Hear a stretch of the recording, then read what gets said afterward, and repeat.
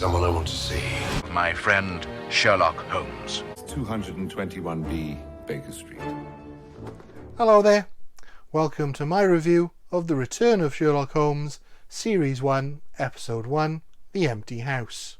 The only thing to say going into this episode is that it is the debut of our new Watson, who remains with the show for the rest of its run.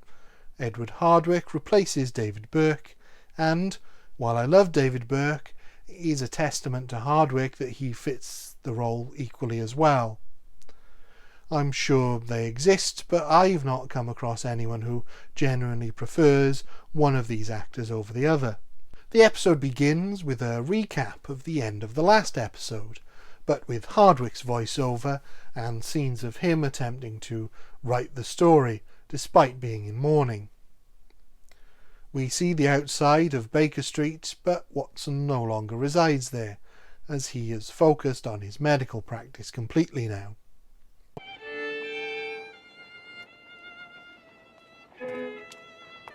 Even now, there is hardly a corner of London that does not remind me of my old friend. It is an incredibly sad eulogy, not just of a good friend, but of a force for good now gone. Watson laments how everything reminds him of Holmes, especially Baker Street, as he walks down to 221B. And yet you get the sense that he doesn't need to frequent that street as often as he does, that he chooses to take that painful walk in the misplaced hope that he might see his dear friend, and that Reichenbach was all a dream. The show doesn't shy away from sentimentality or earnestness one bit in these scenes, and is the better for it. There's a place for cynical apathy in storytelling, but this is not it. Watson reveals he has remained somewhat in the detective business, working as a police surgeon. Whether this is because he hopes he can offer some Sherlockian assistance, or whether it's also because he hopes that he may just run across Holmes at one of the crime scenes, is for you to decide. I retained a keen interest in criminal matters and supplemented my meagre practice by working as a police surgeon. He's been called in by Lestrade on a murder case, that of the Honourable Ronald Adair, a 23-year-old nobleman who has been murdered. He spent the evening playing bridge at his club. We see him return home having been successful, and while counting his winnings he is shot, and yet no gunshot was heard. The body was discovered in a locked room, and both Lestrade and Watson are at a loss. Lestrade laments the passing of Holmes, who he thinks would have loved the case. What a loss he is, Doctor. Oh, I didn't always approve of his methods, but he was the best amateur there was or ever likely to be. Well, there were times when he got the better of me. But it's clear for the eagle-eyed how Adair was shot, as there's a hole in the curtain that both men missed. I think this is a clear indication that without Holmes, Watson has given up on the idea of training his own brain for detection, and is content with his medical work, as he doesn't even attempt to work out what happened. The death of Holmes clearly weighs heavy on him. At the coroner's court, Watson gives evidence, and a point is made of how anonymous he is now he's alone, something which Without a Clue uses as a key plot point if you watch my review of that film. Dr. Watson, you are a police surgeon? Yes, sir. We then get evidence from the people he was playing bridge with, an old school friend, his godfather, and finally his bridge partner, Colonel Moran, played by Patrick Allen, whose face may not be that familiar, but anyone who has heard Frankie Goes to Hollywood's Two Tribes, or watched one of Vic Reeves' shows, or watched E4 in the early days of that channel, will be familiar with his voice. The air attack warning sounds like. This is the sound. Lestrade is the last person to take the stand, and it's concluded that the murder was committed by person or persons unknown. As Watson leaves, he bumps into an old man selling books, and back at Watson's surgery, the same man has followed him and pays him a visit, much to Watson's annoyance. Dr. Watson! Yes, indeed, sir. You may go, Ivy. I am exceedingly busy, sir. Of course you are, Doctor. Of course you are a man of considerable responsibilities. It's obviously the unmistakable voice of Jeremy Brett, confirmed when we see his heavily disguised but unquestionably Brettian features. As Watson turns his back on the man for a moment, Holmes reveals himself, and Watson passes out from the shock. Watson, do you mind if I smoke a cigarette in your consulting room?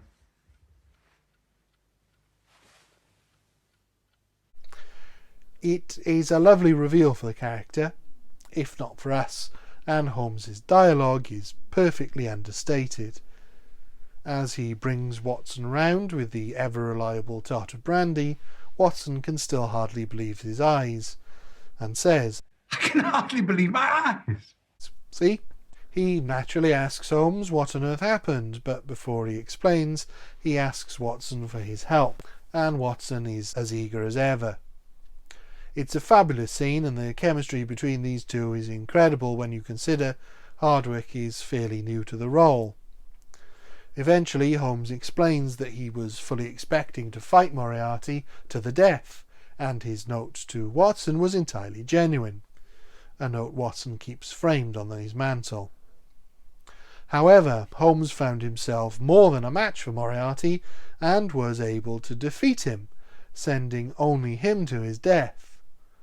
Knowing that Watson would not be safe if he knew Holmes was still alive, his only option was to fake his own demise and disappear until he could formulate a plan. There's an absolutely heartbreaking scene of Watson looking for Holmes at Reichenbach, as Holmes watches on, unable to alert his friend that he is safe and well.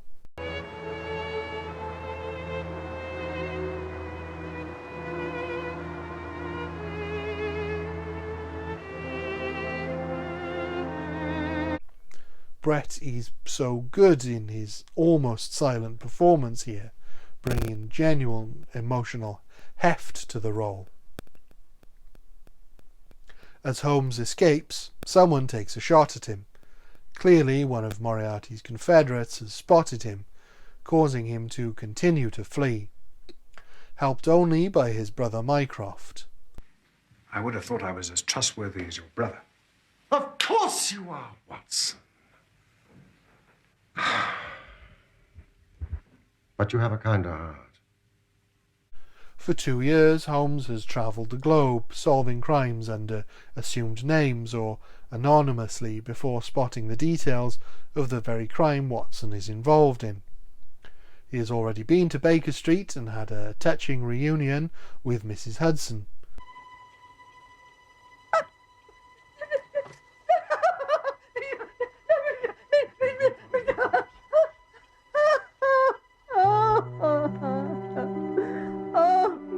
Proving that while Holmes' heart may be harder than most, he still has one, but also revealing his whereabouts to agents of Moriarty who still watch Baker Street in case of his return. With the original dynamic duo now back together, they are once again on the case, as they head for another empty house, one opposite Baker Street, with an excellent view of 221B. Where Holmes appears to be standing. Holmes has set up a dummy of his likeness, knowing that Baker Street is being watched. The pair lay in wait in the empty house, and before long a well-dressed man comes in, assembling an air rifle and taking a shot at the dummy before Holmes jumps on him. It is none other than Colonel Sebastian Moran, Adair's bridge partner, who was clearly responsible for Adair's murder in the same manner. Lestrade arrives and is delighted to see Holmes. Mr. Holmes! Lestrade, how nice to see you. So it really is you! And to arrest Adair's killer. The last of Moriarty's generals and the man who took a shot at Holmes at Reichenbach. With him gone, the network will collapse. The final moments of the episode is Watson offering a theory as to why Moran killed Adair, which Holmes agrees with, and signifies not just the return of Sherlock Holmes, but the return of John Watson as a detective. If you get the chance to visit the Sherlock Holmes pub in London, they have a recreation of Holmes' living room upstairs, which includes the wax replica of Holmes, complete with Moran's bullet hole. This episode is such a joy to watch. It balances the dramatic return of Holmes with a mystery of its own that interconnects with Holmes' return just beautifully. It never feels like one story is being rushed or dominated by the other, and thanks to the performances, is both emotional and exciting. I don't think it could possibly have done a better job at telling this story on screen, and highlights why adaptations can have a place side by side with the original works. The pacing is absolutely spot on and never feels boring. The rebirth of Holmes is believable and entirely consistent with how we thought we saw him die. There really is nothing I take issue with. You could argue that his excuse for not telling Watson he was still alive is a little thin, but I think it fits with what we know of the characters.